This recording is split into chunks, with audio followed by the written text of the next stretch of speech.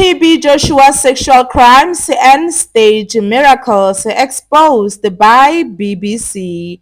Hello, CP Relax Squad. Please do not subscribe or like the page. BBC exposes TB Joshua sexual crimes and staged miracles, allegedly. Reading from Fakaza News, Nigerian preacher and televangelist TB Joshua has been exposed for the heinous life he lived before he died on June 5, 2021. TB Joshua, leader of the Synagogue Church of All Nations, sexually exploited members of his church and staged miracles that lasted for decades. The BBC is poised to release a three-part investigative documentary outlining the alleged atrocities and sexual crimes committed by the late pastor.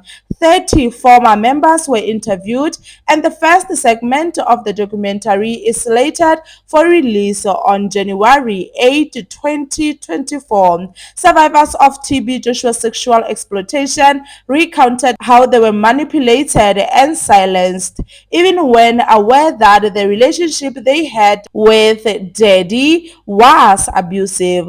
Those women were part of TB Joshua's discipleship.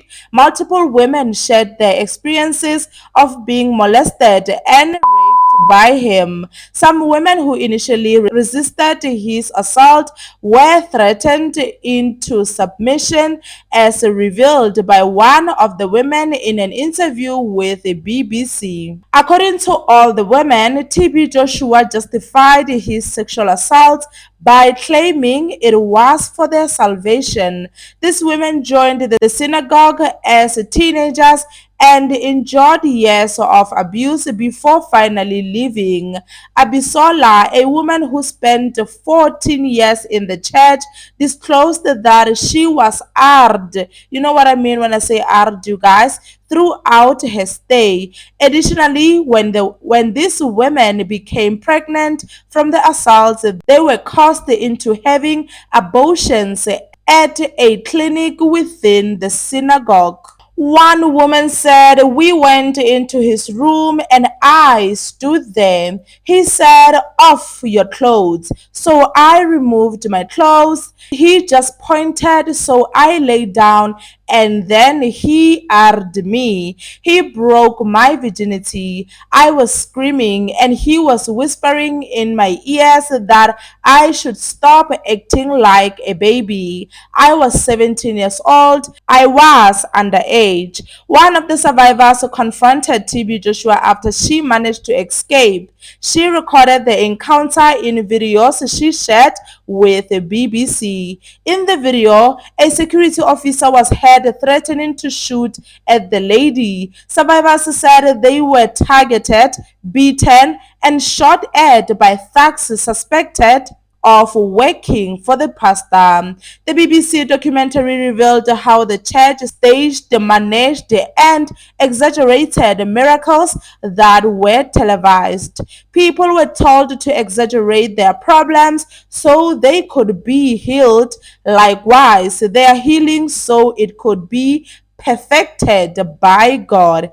A source who worked at the miracle department told the BBC, "You've got this man who positioned himself as a father with many children and went on to abuse and molest all these people who call him daddy. How is somebody like that permitted to walk free?" Ray asked. Rachel joined the church when she was 17 because she hoped to be cured of homosexuality.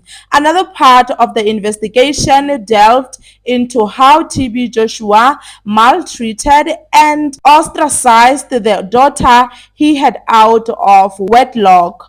Ajoke, now 28 years old, told the BBC how she confronted her father about allegations of sexual abuse and was subsequently thrown out of the church. She narrated how she was isolated and indoctrinated. Ajoke said she contemplated suicide. The disciples dragged me out of the office, she said, narrating the day she confronted her father, put me in a room and isolated me from the rest of the church. I wonder how I lived through that time because they were hitting me with a belt, chains. I couldn't take a shower for days. He was trying so hard to stop people from listening to me. He felt threatened by the fact that I knew what was happening. A part of the documentary revealed how Scone, SCOAN, shielded its congregation from the truth about the collapse of one of the church guest houses in 2024. A video that was shown multiple times to members on Emmanuel TV showed a short clip of the structure with something that seemed like an aircraft flying over it. On television, they were showing us the building had been bombed. One of the sources who lost her daughter in the collapsed building told the BBC. SCOAN is located at the Ikotan Egbe area of Lagos State. The church grew from a local evangelical into a multi-million-dollar church with worshippers from all around the world. The aircraft story fed to the members was all a lie.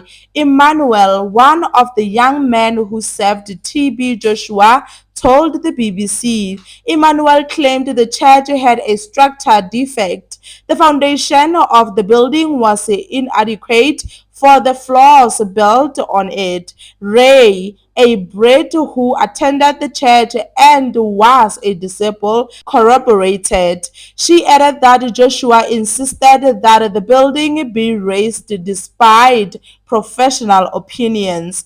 SCOAN later paid the families of the victims cash as compensation, which they interpreted to be hush money. A church worker who was part of those who handed the money to the victims' families in South Africa said TB Joshua asked that she instruct the grieving families not to speak to the media.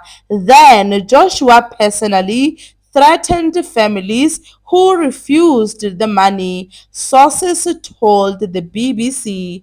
Anyway, you guys, that is all for today. Let me know down in the comment section, what do you think about this